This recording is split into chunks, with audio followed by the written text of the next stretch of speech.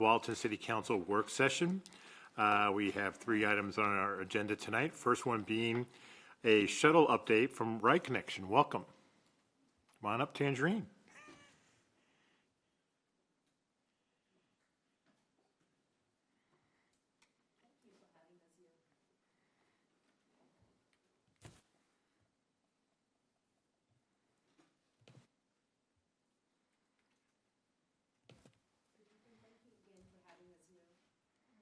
Nope.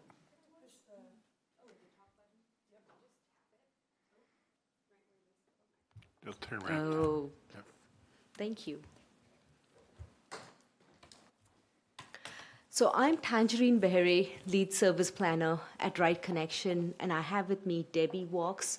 She oversees the Tualatin and King City services.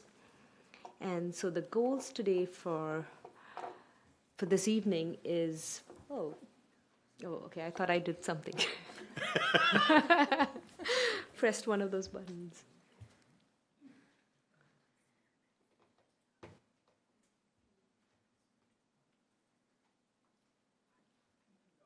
Oh, okay. Can we go back one slide? Oh, sorry. It's on my side. Okay. Yeah, so we'll talk about Ride Connection, the Tualatin Shuttle, the services we offer, what are current operations, and then new services.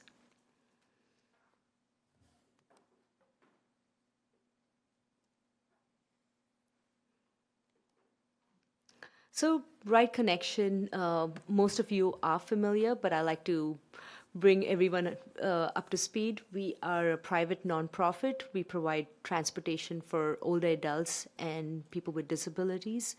We provide direct transportation in Washington and in Multnomah County. The story of Ride Connection began in the mid-1980s when a TriMet Citizen Committee recommended that a volunteer program be set up to meet the needs of older adults and people with disabilities. We did our first ride as a private nonprofit in May of 1988. And that first year, we did around 11,700 rides. And I think the last fiscal year, we did around 300,000 rides. We do serve older adults, but we've kind of branched, and we do serve on our community connectors, connections to the first last mile. So a lot of our community connectors or the Tualatin Shuttle are those services. So in Washington, we have offices in Tualatin, Beaverton, Hillsborough, and Forest Grove. All of our services are free. There's no cost to ride the services. We talked about the community connectors. We have group shopping trips and demand response, which are like door-to-door services, mainly for older adults, people with disabilities. We always are looking for volunteer drivers. We have a volunteer driver program. If you have, I don't know, if people in the community have a couple of hours a day to a couple of hours in a month, please reach out. We're always looking for volunteers. We do free driver trainings. We train people on those programs. We have a program called Ride Together. It is a mileage reimbursement program. It's where the rider is empowered to recruit their own driver, be it a friend, a family member, a neighbor, and the driver is then reimbursed for mileage. We also have shared vehicle agreements. That is something, usually our fleet is kind of set up to do certain services, but in the evening, on the weekend, there's not that much demand for it, and so that's the time we work with other organizations to share our vehicles. We do need a designated driver who has been through our training, but that's a good resource for the community. And then we have RideWise. It's a travel training program. Anybody, again, older adults, people with disability, any language barriers, we can help them get from their door to use any public transit service, be it TriMet, be it SMART, be it any other services in the Tri-County area.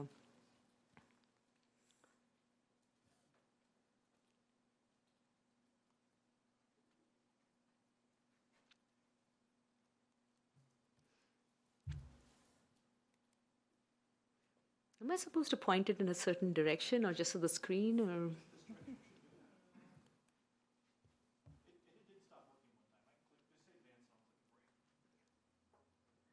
Sorry, say that again? Just say advance and I'll click it for you. Advance. So I like to talk about what are some of the impacts, values, and benefits. I mean, most of you are familiar the need for transit in a community, but just kind of broad picture, creating those community connections, enhances livability, creates that quality of life, provide access to jobs, ability to stay local, look at the community's long standing desire to expand transit in Tualatin, reduce greenhouse gases, and reduce vehicle miles traveled, increase mobility for vulnerable residents, commuters, and students and youth. Of course, those who don't have access to a vehicle, transit is an important element. And I think student and youth, there's two types. I think one is the students who are trying to be independent from their parents and not having to take them from wherever they want to go. That's one type of student. And then there's the youth who almost getting their driver's license, but we want to kind of prolong that time before they actually get their driver's license, whether they can actually afford it. And then those regional transit plans and connections, providing a safe transportation option during inclement weather, and then serving as a model for the region. Next slide. Oh, it did work, sorry. This was results from our recent rider survey. We do it every year, and so wanted to get a better understanding of people who are using our service. So 82% of Tualatin Shuttle riders commute for work, 69% identify as car-free or transit-dependent, 79% use it at least 3 days a week, 69% connect with TriMet as part of their trip. Next slide, please. And so this gives you a map of all of our routes. We have the blue route, which is more for commuters, in the sense that it serves Lamb Research, DPI, JAE. The Tualatin City Services, of course, connects with West Station. And since it's a commuter service, it's kind of morning from 5:40 to 10 a.m. And then again, starts off at 3 o'clock to 7 o'clock. The red route is more of an all-day community type service, connects again to the West Station, connects with Marquee Living Center, the Martinazzi Village Apartments, Fred Meyer's, Juanita Pole Center.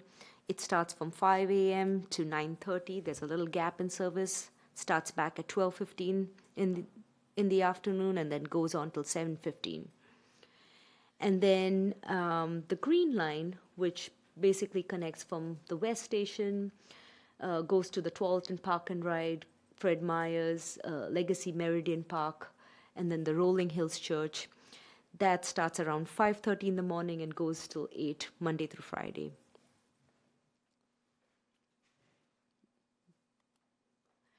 And here's some ridership.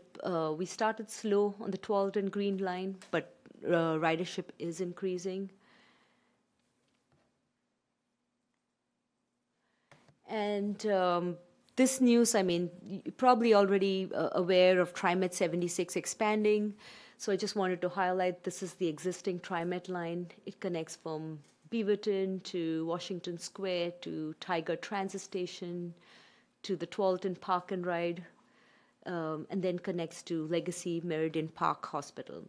And so the proposed service is kind of keeping this service. There's some slight modifications outside of Tualatin, connects to the Legacy Park Meridian, and then goes to Oregon City. And that service is every hour. So this which you see the route, that's every 30 minutes. And that new service, the proposed service, which is connecting from Legacy Meridian Hospital to Oregon City, will be every hour. So that's great news for the community. But with that new service, the Tualatin Green Line is no longer needed. So that's going to be taken away.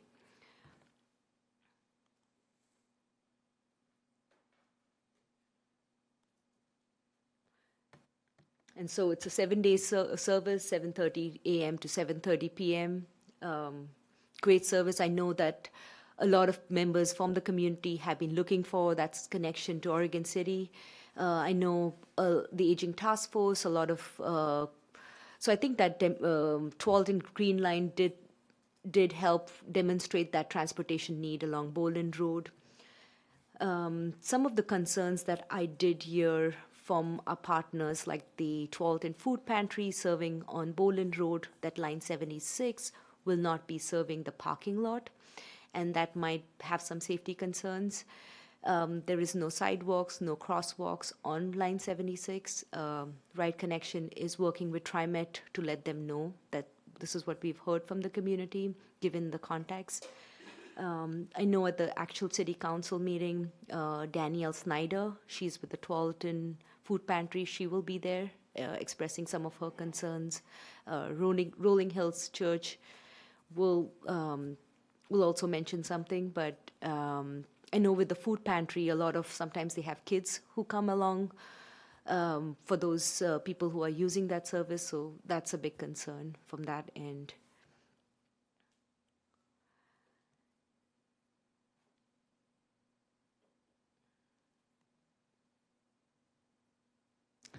Next slide, please.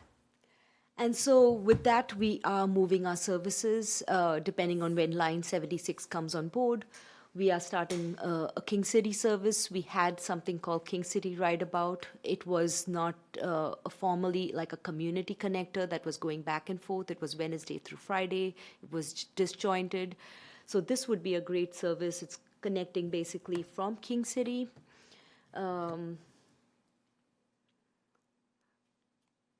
It's basically connecting from King City, going to Safeway, the King City Plaza, the King City Civic Association, going to El Dorado Mobile Villas, Trader Joe, the Tigard High School, coming down Durham, connecting with Bridgeport Park and Ride, and then connecting with West Station. It will be from 6:30 a.m. to 8 p.m., frequency from approximately 45 minutes to an hour. And with that, just our contact information. Any questions? Questions for Tangerine or Debbie? Council Brooks? Thank you for the information. It's such a great resource for people. My question was about the connection, the one that takes over for was it the red line? The green line to go to Oregon City. Where in Oregon City would the stop be? It is a TriMet line, 76. I am not exactly sure, other than it's Oregon City. Might be some of the transit station. Okay. And then, yeah, I was kind of curious if it would go to I know there's a stop for Amtrak down there as well. And then the other question I had was with say I wanted to go to Trader Joe's from Tualatin, how long would that take to get there? I don't know the run time, but the frequency is 45 minutes, so I'm not sure. Would you know how long it would take? I would have to look back to see the actual run time, because with the transit bus, it takes slightly more, because if there's people being picked up and depending on if they have a wheelchair, it could take a little longer, but I'm not sure the exact time. Are the times stable? Because They are. okay, They so do, yeah. each one comes at a certain time and there's a schedule somewhere? Absolutely. It's a published schedule. It will list the times that it will show up. And So where we- would someone find the schedule? It's on our website. I have, Debbie's got some Tualatin Shuttle blue and green line, but we will have the King City one, once we finalize it, we would have that schedule out. And it's kind of will follow the same format that we have for the Tualatin Shuttle, blue and red and green. Okay, so if anyone's listening to this, can you just say what the website is? Rightconnection.org. Okay, thank you. We have worked with the city of Tualatin, added bus stop signs. We are also working with TriMet, adding QR codes. So that should be on our schedules. And so if somebody, it has the schedule on the bus stop pole. So that's another way, if they don't have, like, if, you know, sometimes you show up at a bus stop and you're like, what time is the next bus? And if you have a data plan, that's great, but it will be right there, having those connections, yeah. Thank you very much. Councilor Gonzalez. Thank you so much for this update. It's such a wonderful service. My question's around line 76. You had mentioned that it's because of safety reasons that TriMet is going to bypass that current stop. Is that correct? Yeah, it's kind of, the Tualatin Green Line used the parking parking lot of the Rolling Hills Community Church. Yeah, okay. Because just for accessibility concerns, we just use the parking lot. It's, they have, their access can even like take a big truck because that's how their food services are delivered. And so we were open to having driver breaks at the Rolling Hills Church, but TriMet doesn't have plans as of now to stop. It stops on Boland Road, but not in the parking lot. So just slightly I understand. different in that. So that was my question, so you answered it. So the smaller buses are able to pull into the parking lot, correct? And these bigger buses aren't able to do it in that way. Actually, they are able to, but it's not on their schedule to be pulling into the parking lot. And so we're trying to convince TriMet for making that route change to include that in their route, if that makes sense. Yes, this is a very important connection to that part of Tualatin. They're in the Fox Hills communities. I know that Rolling Hills Church is a huge service provider for that community in many ways. So it would be a shame to lose that stop. So, Yeah, and it has the Boland Free Clinic, and yes. I think just, you know, one side of it on Boland Road is fine, even though it doesn't have sidewalk, but then if you're crossing it, the speeds are higher. Yes. It's a rural location, people don't necessarily slow down. I So just understand. a lot of safety concerns. And so there's some work being done to try to see what we can figure this out. Yeah, I think it'll be a TriMet will be the connection there, but we are working with TriMet to let them know these concerns. I'm talking with, over the weekend, got in contact with Robert Kellogg, who's on the board, and discussions are in motion already to, the first thing we're gonna need to get, and Danielle will talk about this at city council meeting, is you obviously have to have permission from the church for the TriMet bus to use the property, and then once we get that, I'll work with Robert Kellogg and TriMet staff to see if the bus will go through, because the bus could go through the facility, because semi-trucks go through it with deliveries. So it's just working out those details of giving them access and making sure they can get on the property and have their permission. But that's the goal. We don't want folks getting on and off the TriMet bus on Borland Road. Yeah.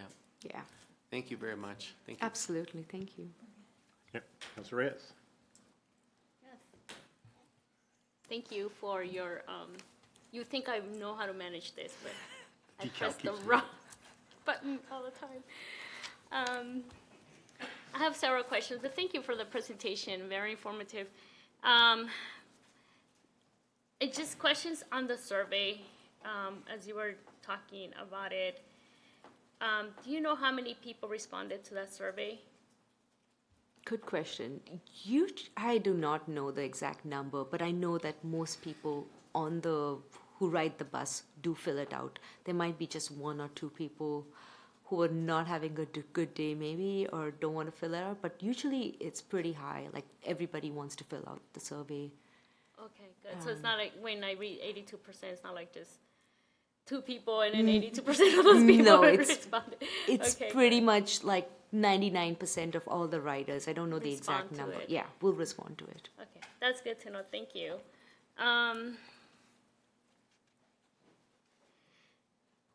So where can you show me on the map on page, I think it's number 7, and you have like the red, the green, the blue, and what is that Center West Station? What are those roads?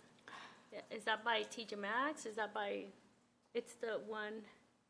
That one. What is that center where it has all 3 colors? So like, right where it says Tualatin West Station. Mm-hmm. What road is that? Where Do you want to bid, Debbie, can you talk about orient the me? roads on Tualatin West Yeah, Station? that is at the West Station and around the backside of the West Station. It's the Boones Ferry Road in that area.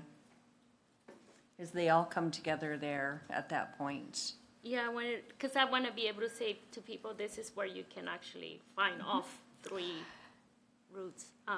So is that like Next to Higgins. Hagen's? Okay, Yeah. thank you. I go based on landmarks Yeah. sometimes or streets. Absolutely. I know, I'm always calling it the Hagen's parking lot too. It's like, it'll Yeah. always be that until it gets something else there. And so the other question is, you mentioned you serve, these are all random questions as you were giving presentation, so if I'm off, it's just things I write down. You say you serve community that are seniors, students, people with different abilities, and is that, do you serve it? If anyone is waiting or call, can it be, is that your main focus and you have to be within those categories, or anyone can write? Anyone can ride Okay. it. It's, yeah, I didn't mean that we restrict it to certain people. I mean, anyone can. The community connectors are open, but For that's a good everyone, question. but For you do anybody support- to use it. We do try to reduce the barriers because a lot of people who don't speak English, there are barriers to using it. So we do have other services like mobility specialist, which will help them. We have, like we work with Centro Cultural. In Forest Grove, we have a Right Connection employee that works in that so that they can actually talk to people. And because sometimes, over the phone might be different, but making those connections in the community is kind of different. So we do that, but it's the service, as far as the service is open to anyone. The door-to-door service is limited, though. It's limited to seniors and people living with disabilities. And the disability, I like to tell people, it can be a temporary disability, because a lot of times people don't think about that. Like if someone breaks their leg, or if they're going through cancer treatment, they can utilize the door-to-door service. Okay, thank you. This is a follow-up from Councilor Brooks. You say you have it on the website, and you have a phone number where you can see the different routes.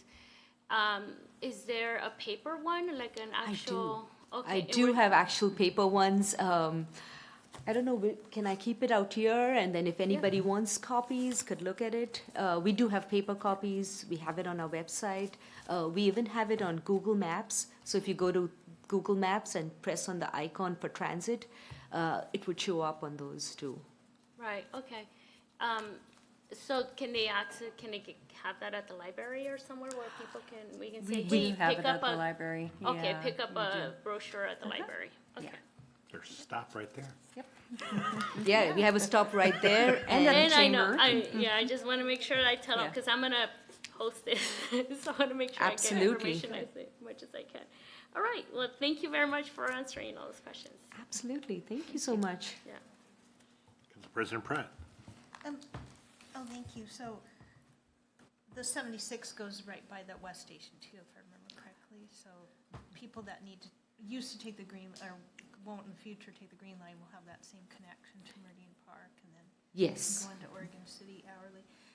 I just want to bring this up because I saw this in social media, but there have been a couple people in our community that wish there was a way it did the backwards loop too, because they want to go one stop behind where they got on, or two stops behind, and they have to do the whole loop, so. I just want to mention, I've heard that, I'm sure it's probably not feasible, but the thought is out there. On the line 76? No, on all the routes, don't your shuttles pretty much just, not the green line, but like the red line and the blue line, don't they kind of just do a loop? They do. And I think one of the thing is like a lot of the agreements, like having those agreements in place. And so sometimes we don't necessarily have those agreements in place. And that's always a concern that we're getting on private property. So Gotcha. that's always that gray line. Should we do it? But that is a good thing for bringing up. Yeah. it's On good. the door-to-door service, if we have people with issues or seniors and they need food and stuff from the food pantry, will they do that? Or is it just for special, like, medical type appointments? We can do all kinds of rides for people. We can do, we help people get into the grocery store, great. senior center, doctors. It's anything that helps them maintain their independence and participate in the community and be involved. Oh, that's So, great, because yeah. my 86-year-old mother-in-law, I'm not going to get her on her scooter for the last mile. Right. Thank you. Other questions? Just one question I have, getting to line 76, so we can compare notes. Has TriMet given you an estimated date of when they think they might start the line? I think the one I saw was August 25th Of this month? this month. This year. This year, yeah. Yeah. That's just, yeah, I think that's pretty aggressive. Yeah. Because as you were mentioning, I was at the Aging Task Force meeting before this meeting, and they have concerns of the inability to get to the food pantry, the Borderland Free Clinic, and the fact that you're going to have to pay for a TriMet fare versus your free service. So I think there's some kinks we're going to need to fix before TriMet. Ideally, you can run in parallel, maybe. Well, hopefully, we'll figure this out until TriMet gets their act together and we work out these kinks for folks that, yes, they have to be dropped in front of the clinic or the pantry, and low or reduced or free fares for folks to That get is- to those two sites. That is a good point. Ride Connection is one of the partner for TriMet, and so we have like a fare assistance. It's just an immediate one for like a month, but we do work with TriMet to get them on the low-income fare assistance and like the ID. We could do it on site, so just things that we can help as a partner. Okay, great. All right. Anything else? Well, thank you for coming tonight. Very much appreciate it. Thank you so much. Thank you. All right, that brings us to item number 2, proclamation requests. We have a couple of requests for proclamations from the IDEA Committee. So let's go ahead and take a gander at those. So you've got one for affordable housing and quality child daycare. And then you also have one for Dystonia Awareness Month. So, per our rules on proclamations, we need to have it, at least 4 counselors in support of a proclamation before it can move forward. So I'm just opening the floor for discussion and/or vote on whether these proclamations proceed to be put on the agenda in the coming weeks. Councilor Brooks. I just want to thank the IDEA Committee for raising awareness around both of these issues and the importance to our community members. And I find that if our committees vote on things, unless there's something really hard about it, or if there's a problem with something, I usually try to support it because people have really fleshed it out and talked about it. So that's my contribution. Okay. And yeah, just appreciate the work, and it's fresh to have new things coming in front of us, so I appreciate it very much. Other comments? Councilor Sacco? Thank you. And I agree with Councilor Brooks, and I'll just add that these are two items that have come up in the IDEA committee a couple times, and things that the committee is very passionate about. So I thank you for that. And there's lots of conversations about different things to be aware of that I would never think of. So I really appreciate this opportunity to also learn more about these items. So I just want to encourage people to continue to be aware and bring forth proclamations that we could possibly support. Councilor Gonzalez? So I appreciate the work they're doing. I just don't know what dystonia is, so this is probably a good thing to have a proclamation. I'm hesitant simply because there are so many unhealthy practices and diseases out there that it's hard to just call, if we were to do a proclamation for everything out there, and I understand this is some work to be done, could we just do something more general on good health proclamation in general and talk and go that direction versus a specific disease? There's cancer awareness. I know that we do already other proclamations regarding good health and things like that, but I don't know, just something more general. Regarding the housing and child care proclamation, I think isn't there something already out there that provides that kind of support and those kind of topics that we do? I just don't know. So that's my general comments. Okay. Council President Pratt, and then Councilor Reyes. Well, on the dystonia one, I mean, I get if we have a further future conversation, but I read a proclamation about Parkinson's that was very meaningful to me, so I'm fully in support of that. And then the housing and childcare, that's a huge issue in our community, and I would certainly support that one. Councilor Reyes? Yeah, I appreciate the work that the IDEA committee is doing as well. I didn't know what dystonia was, so I actually had to read a little bit more about it because I wanted to, I don't know, I wanted to know what it meant before I say yes. But I'm also I'm in favor of doing proclamations because I think it's important for us to bring awareness. But I also feel like it can also become, I guess, for everything. I think we gotta ask our questions: how is this helping our community? When do we say no? When do we say yes? I think we don't have any guidelines that can tell us or guide us through that process. So I think it's there, and if people wanna do the proclamation, I don't mind. I just feel like in the future we do need to find guidelines because as public leaders, one thing I've learned is that we practically have to, if we don't have guidelines, then we will have to say yes to everything. And do we really want to say yes to everything?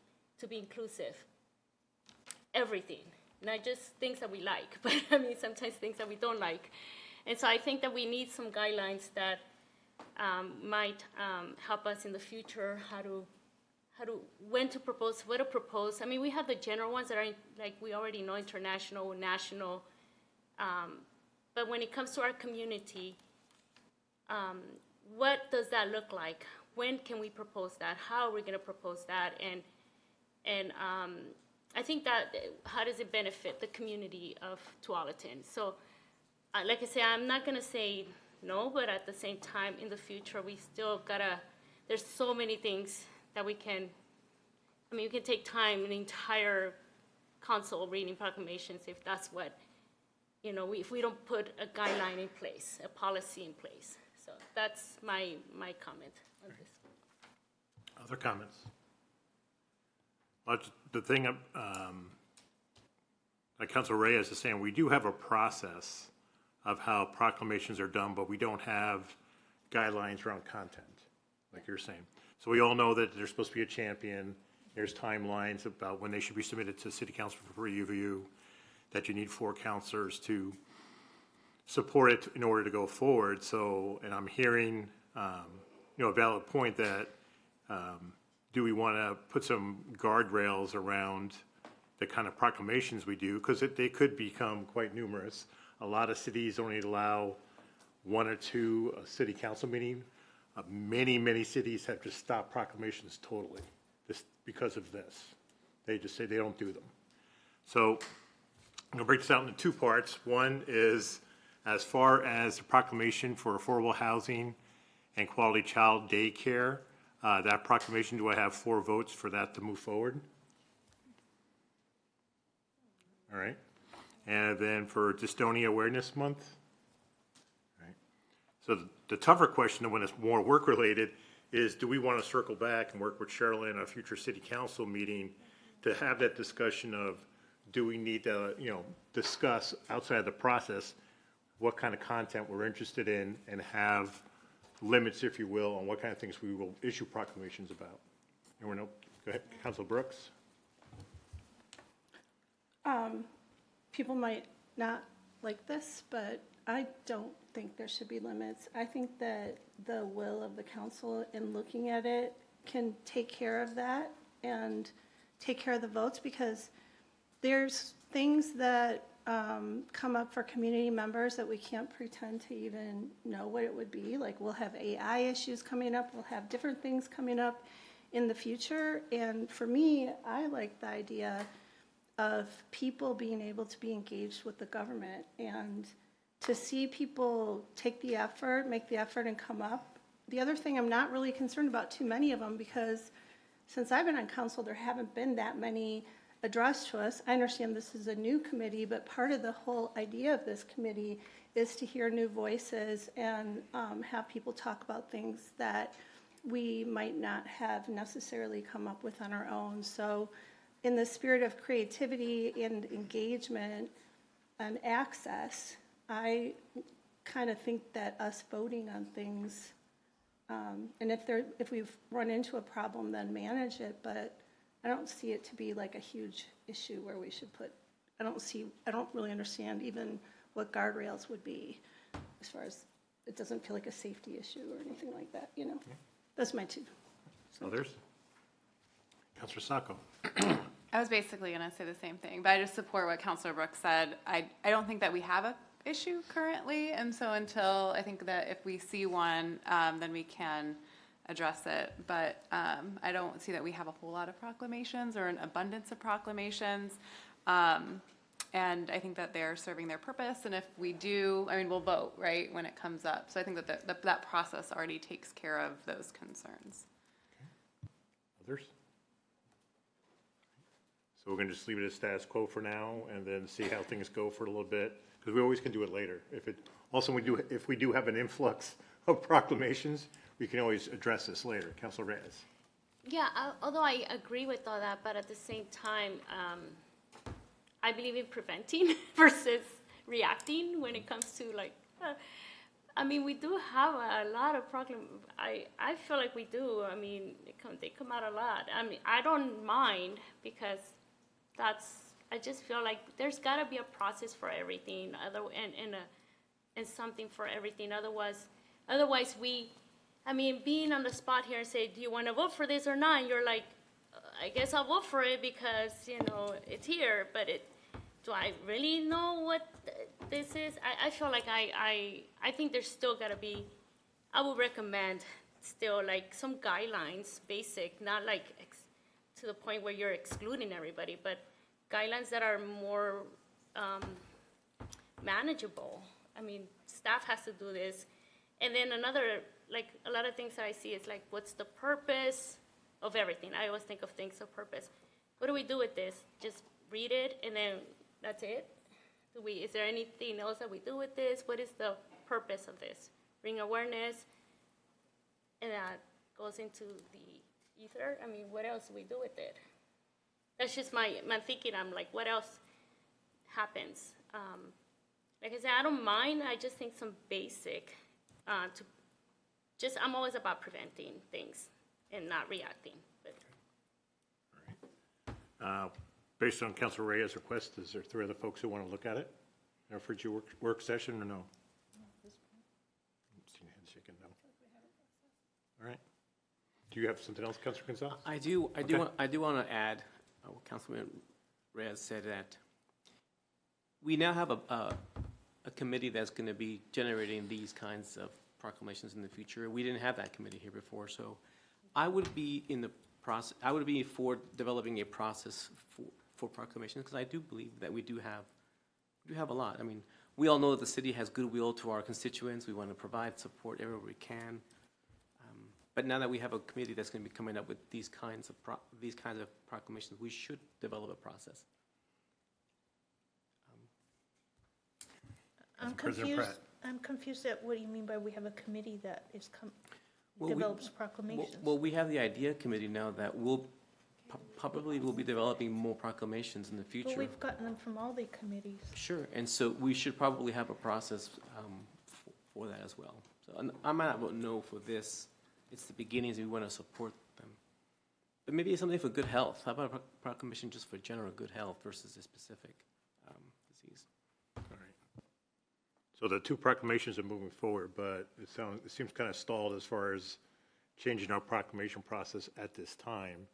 But we'll just see how it goes, and if it does become an issue, or there's, a lot of proclamations being requested, and I think we're only allowed 2 or 3 per meeting generally. The policy says that, I think it says under no circumstances, but, hang on, let me get to it. In no case will there be more than 2 proclamations on any council agenda. However, we've been pretty loose with that, but we can try to manage that. Right. And, Okay. Council President Pratt. Well, my suggestion is just, we haven't had a real problem with this, so, but that we monitor it so it doesn't become the big problem and Yeah. we're dealing with it like Councilor Reyes is saying. Okay. Yeah, so we'll just continue to monitor, and if we do see what you're afraid of.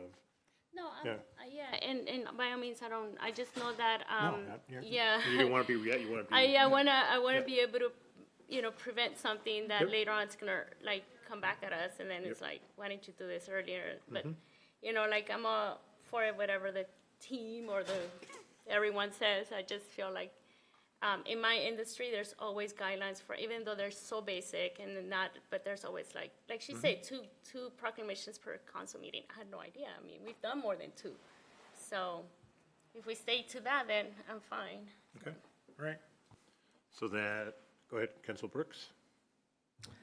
My question is, since for me, I've seen 3 pretty often, as far as standards of practice, what would it take to change it to 3? I don't believe this policy was ever adopted by council. I think it came before the council and we talked about it, and then it was kind of blessed, maybe in work session, I don't even remember. So how about, I could bring forward the formalized policy for maybe your adoption, and on that, we could say like 3 or 2 or 3, and exceptions, or Doing it as practice Yeah. already, so I feel like the language should be updated to the practice that we find ourselves in. yeah. Yeah, 'cause we can always, for those folks who haven't seen the procedure or the policy, because remember, this is back when I was a counselor that we adopted this. Yeah. So it's been a while since people looked at it, so just, we'll take a look at it and refresh it. Yeah, we do have a policy, it's just, some people. Yeah, I was the only one around for it, yeah. All right. Yeah, it's more process as Yeah. opposed to guidelines, Exactly. content, but there is a process for sure. All right. That brings us, as we're Quartz Hill, so tonight, we've got Councilor Reyes here up for Pledge of Allegiance. Okay. All right. And then any questions on the consent agenda? Any concerns? Let me see what else I got here. We have a proclamation for Tonga Day. Who would like to do the Tonga Day proclamation? Council Brooks got it?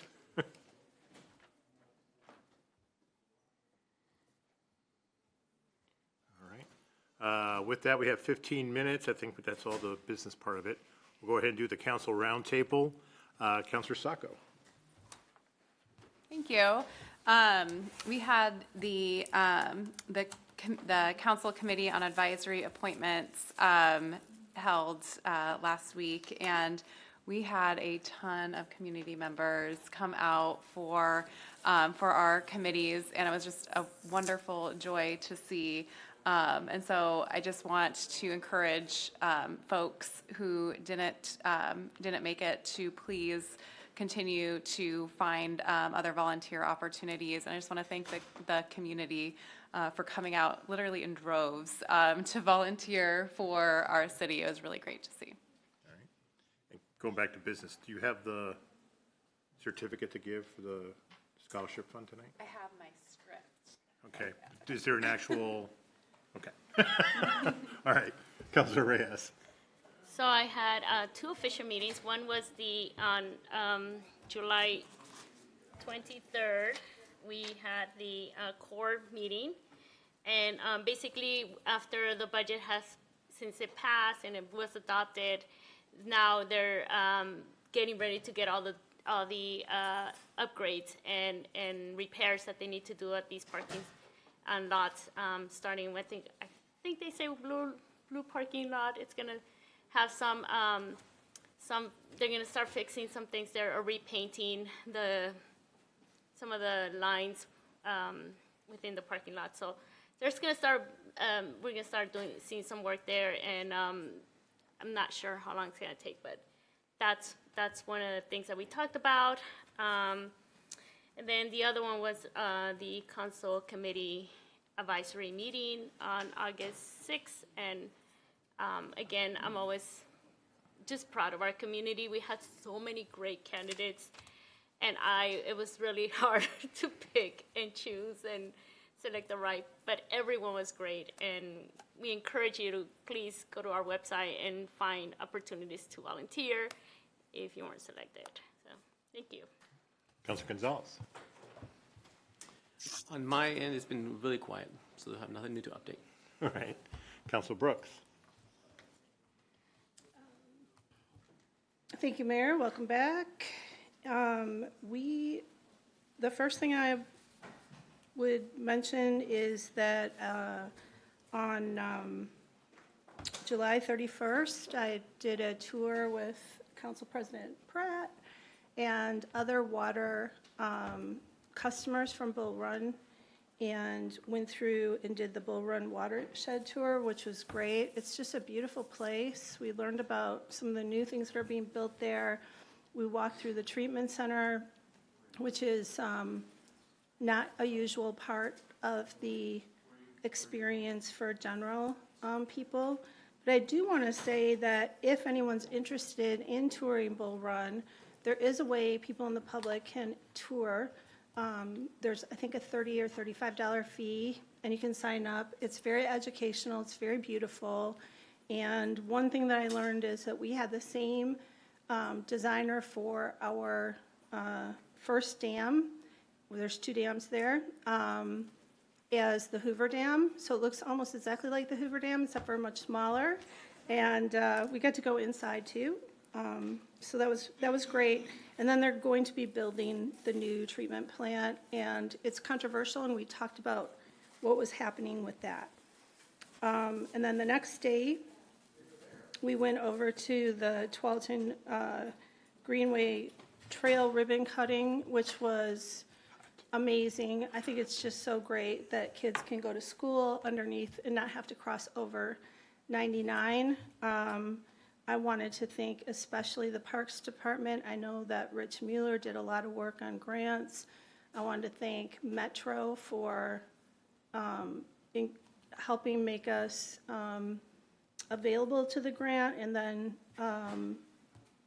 the ODOT for actually giving us the grant. And And then everybody that showed up, we had everybody from little kids to people that were being assisted walking, the city staff, the Chamber of Commerce, and Analia, and all sorts of,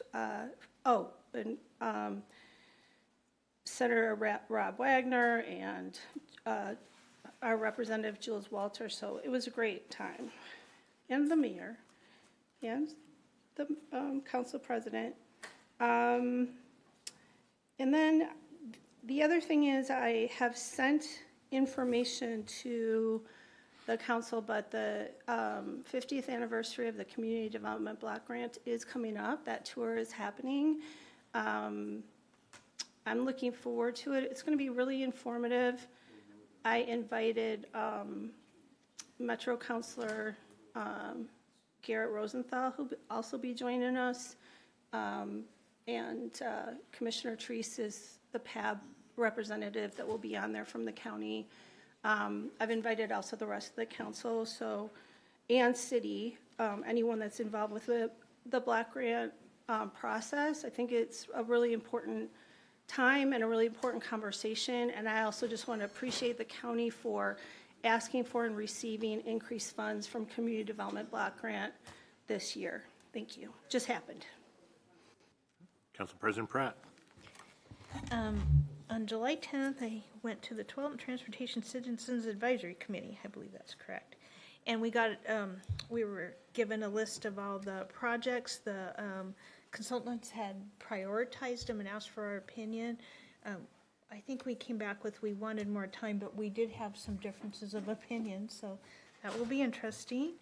On the 16th, I went to the QPO Energy grand opening because the mayor wasn't here, and that was an amazing thing to see. Like that's in our little town. We had Ron Wyden here, and because they got CHIPS money, and they're producing lithium batteries. In the future, they're going to produce lithium batteries that we can use in our households, which is, and what I really like too is that their future goal is to bring the whole supply chain process to the United States. They can't do it yet because some things aren't manufactured here, but that is their goal.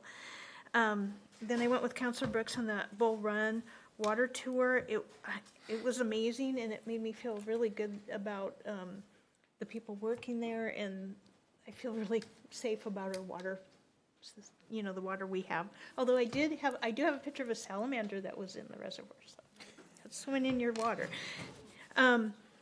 Then the Tualatin Green River Trail ribbon cutting, which was very exciting, and thanks to all the speakers, including the mayor, who went out in that hot sun and spoke.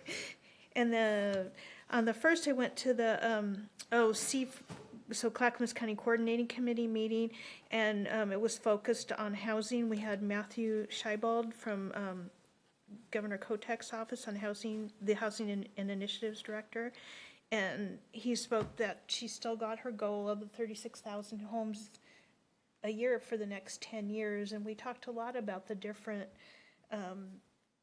issues that are coming up about, one of them's just not having enough workers to build these houses, so that they're really, they were really looking at all the different issues of that and realized the challenges ahead. And my last one was the advisory appointments meeting, and I echo what my two other counselors said, like, we have a plethora of great candidates. It's not like we have a bad choice. It's like, oh, this is tough. And then I also wanted to thank Nicole for staying up so late with us. And that's it. All right. We ran out of time. Yeah, I'm just going to go quick. I just want to also appreciate, because I was also at the opening of the battery plant, and our State Senator Aaron Woods invited me to go because he knows I'm interested in green businesses. So I really appreciate that invitation and the conversation that we were able to have at the reception, and his work that he's also doing with State Congressman Daniel Wynn on these innovations. Thank you. Real quick, 25th, I had the Greater Portland Inc. Small Cities Consortium meeting. The Port of Portland presented, and I never realized how much land the Port of Portland controls on the river and how many different pieces of the ports there are beyond what we know about. But of course, we want to know about the airport and how cool the airport's going to be, because I think it's opening up or pretty darn soon, if it hasn't already. So just interesting. I got a great map that I haven't had a chance to send out to folks about all the land that Port of Portland controls and all the different things that they do on this land. The ribbon cutting was mentioned. I also want to thank Senator Wagner. After the ribbon cutting, he met with myself and Sherilyn to discuss the future, the 25 session and how he could help Tualatin during that session with some of our concerns. Today, attended Senator Merkley's and Congresswoman Salinas' town hall in Sherwood. Before the public, he had a meet greet with local electeds. Things discussed was the amount of fires right now in Oregon. We're way ahead. Dry season isn't supposed to start for another month, and the money's gone already. So there's a lack of money to fight the fires, and there's a lack of people to fight the fires right now. There was an ask for public safety funding. Police are in dire need of better body and vehicle cameras. Some of the technology they have is outdated already, and there was an ask about that. And then for less lethal kinds of weapons, so they don't have to use a lot of force, if there's some new ideas out there to buy these things. Problem is most police departments and sheriff's departments don't have the money to buy these. So there was an ask for federal money. Broadband, of course, with Senator Merkley was a big thing about expanding broadband to Eastern Oregon. Boone's Bridge, getting Boone's Bridge retrofitted and earthquake ready. And finally, a concern about the gas pipeline that runs through Sherwood and parts of our community, that's actual liquid gas going through this pipeline, and it's starting to decay and rot and become an issue, and there's no money to fix it right now, so there was an ask about getting some federal funds about that. And then, like as I mentioned before, last thing for today was Aging Task Force. I see a lot of the members here right now, and our discussion about the Line 76 and the Green Line, so you'll hear from them in a few minutes. So with that, I'll go ahead and close the work session, and it is 4:54. You've got about 5 minutes to take a bio break, and we'll come back in about 5 minutes. It's not 4:54, don't look Okay, it's 4, whatever. We'll start back up a little bit after 5. at it. 7. 7, it's a blur today. 7 of what? 7:05. 7:03. Okay. Sorry.